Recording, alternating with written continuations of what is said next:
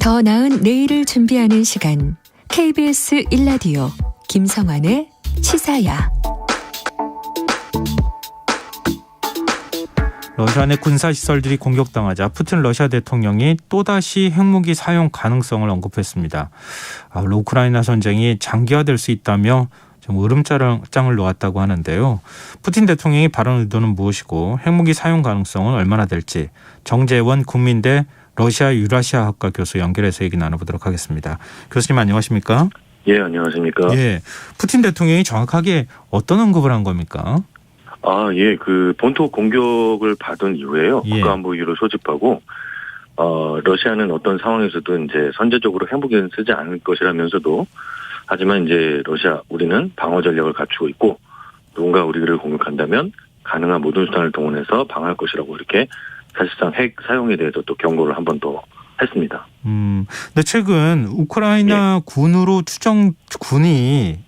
보낸 것으로 추정되는 드론이 뭐 일종의 이제 우크라이나 영토 내의 전쟁이잖아요, 지금. 예. 그게 아니라 러시아 영토 안에 있는 공군기지, 군사기지를 공격했다.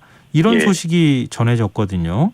예, 그거하고 맞습니다. 관련성이 있다고 봐야 되는 겁니까? 예, 맞습니다. 그 라잔이라고 하는 이제 모스크바에서 불과 160km밖에 안 떨어져 있는 곳하고 또 사라토프라고 하는 주에 마찬가지로 우크라이나에서 무려 이제 720이나 480km 이상 떨어진 지역에 이 초정밀 드론 공격으로 이제 추정되는 우크라이나 공격이 있었던 거는 거의 확실한 것 같습니다. 다만 이제 중요한 게 하나 있는데요. 이는 그 러시아 본토에 대한 본격적 공격이 아니고요. 예. 러시아의 민간 지금 전력이라든지 우크라이나의 수도 시설에 대한 여러 그 공격이 좀 심각한데 이에 대한 어떤 추가적 공격에 대한 일종의 경고의 의미가 있다라고 보여집니다.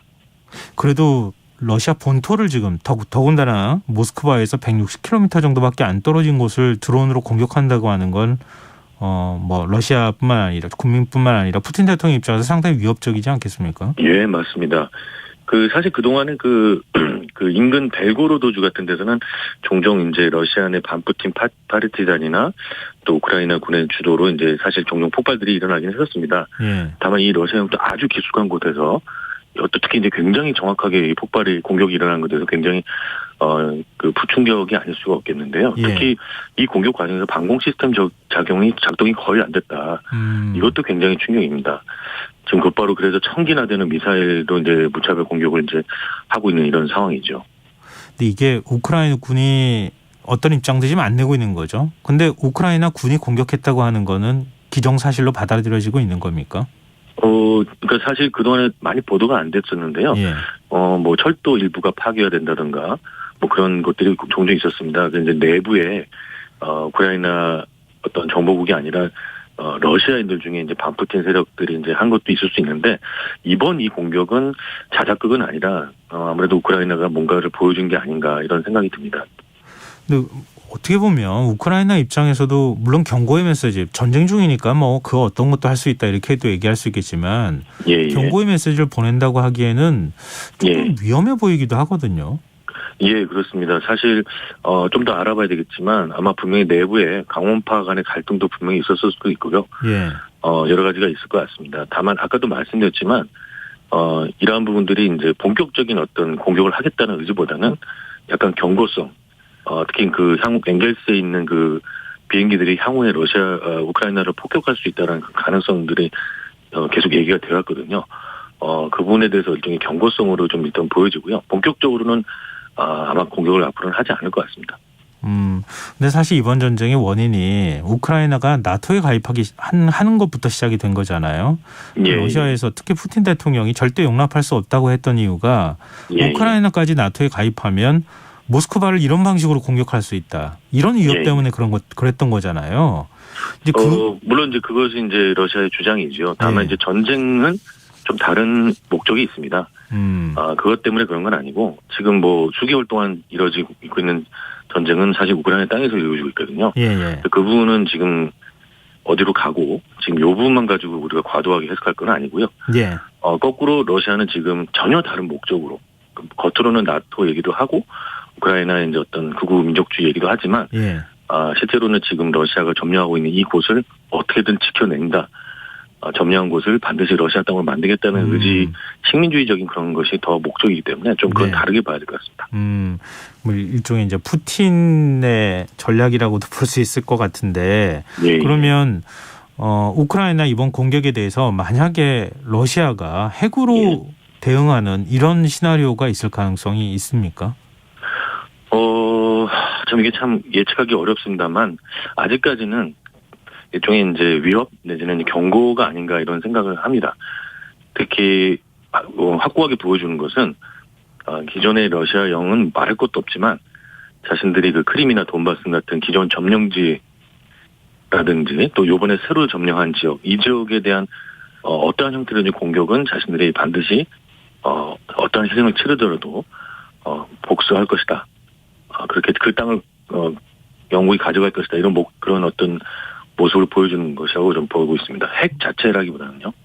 그럼 아직 그래도 핵무기 언급은 하고 있지만 사용 가능성을 언급하고 있지만 핵무기를 직접 사용하기는 부담스러울 것이다. 그건 그렇게 생각됩니다. 네. 근데 푸틴 대통령이 전쟁 장기화 가능성도 지금 언급했거든요. 물론 이제 뭐 전 세계 전문가들 또 마찬가지였지만 지금 전쟁이 상당히 길어질 수 있다고 좀 걱정하는 목소리를 좀 냈던 것으로 알고 있는데요. 예, 맞습니다.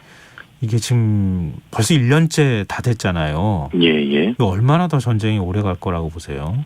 이 전쟁은 사실은 이제 두 비슷한 세력이 충돌하는 게 아니라 일방적인 전쟁이거든요. 네.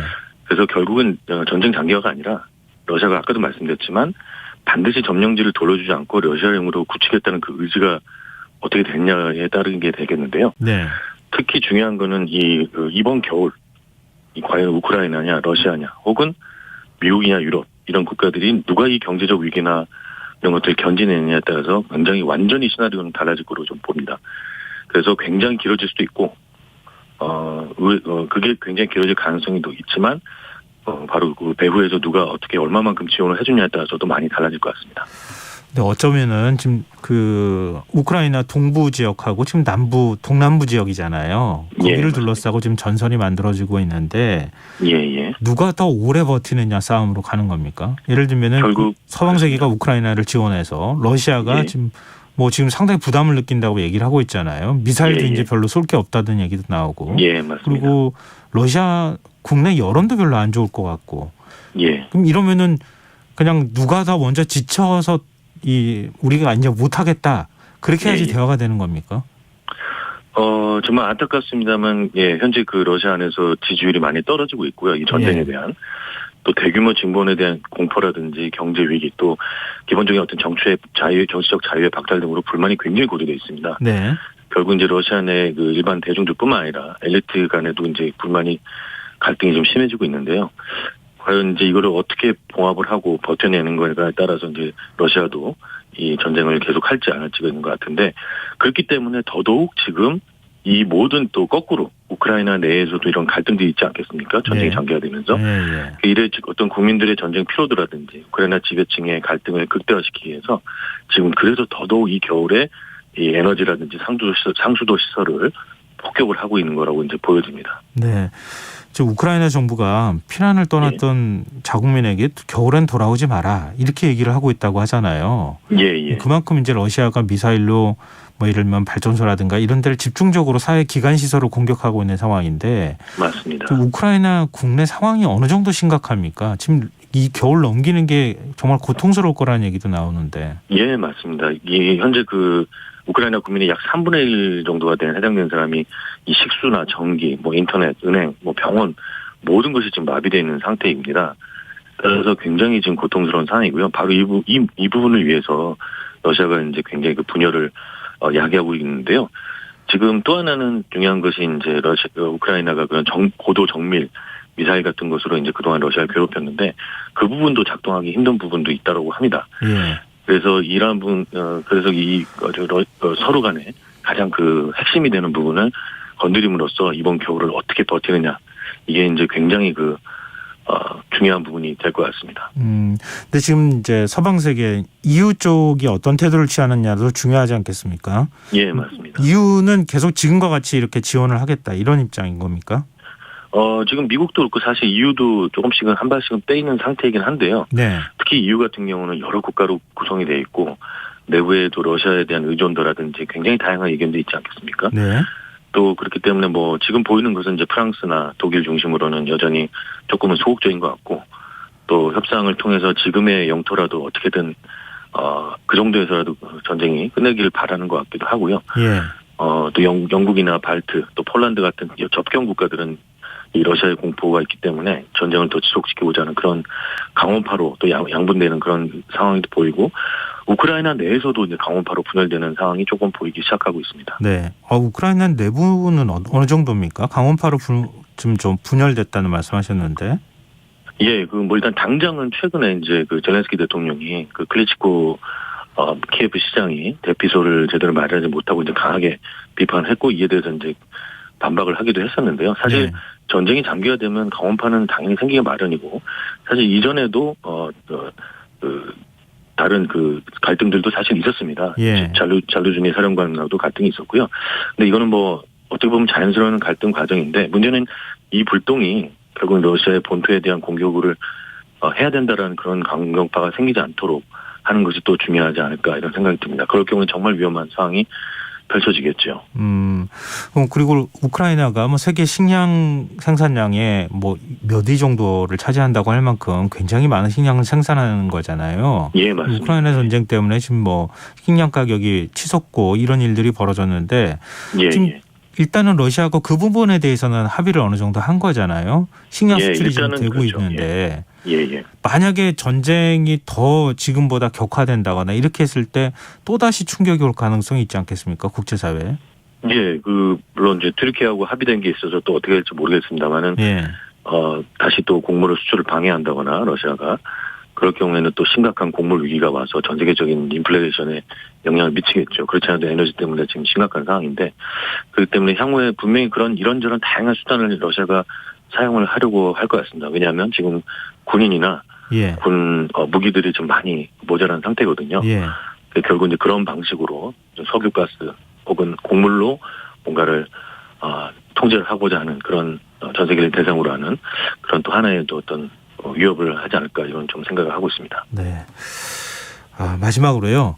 아까 저희가 뭐 얘기했던 거에 조금 더 보충하는 얘기가 될 수도 있겠지만 일단 올겨울을 어떻게 넘기느냐가 매우 중요하다고 하셨잖아요. 예. 일단 올겨울을 겨울에 서로 간에 좀 견디기 힘들잖아요. 겨울 전쟁은 완전히 또 차원이 다른 문제이기 때문에 예, 맞습니다. 견디기 힘들어지면 양쪽이 어떤 평화 협상을 시도한다거나 이럴 가능성은 없겠습니까? 이게 조금 흥미로운 게 민간인이 아니라 군인들은 사실 민간인까지 포함인데요. 이 양쪽 다 국민 다 이 동계 정쟁에 굉장히 익숙한 사람들입니다. 예. 물론 굉장히 고통스럽지만 그래서 이제 그 부분 때문에라기보다는 결국은 이제 양 국가가 과연 어디까지를 이 점령한 지역을 물러서느냐, 반환하느냐, 또 우크라이나 입장에서 어디까지로 수복을 하느냐 이런 것들에 따라서도 주체적인 어떤 각각의 역량들에 따라서도 많은 것들이 달라지지 않을까 생각이 들고요. 제일 중요한 거는 미국과 유럽이 과연 이 전쟁을 어디까지 하고자 하는가 이것도 중요한 것 같습니다. 네, 알겠습니다. 또 러시아도 빨리 이 전쟁을 어떻게 출구 전략을 마련해서 하는 것도 굉장히 중요하겠죠. 네, 알겠습니다. 오늘 말씀 고맙습니다. 예, 감사합니다. 예, 지금까지 정재원 국민대 러시아 유라시아학과 교수였습니다.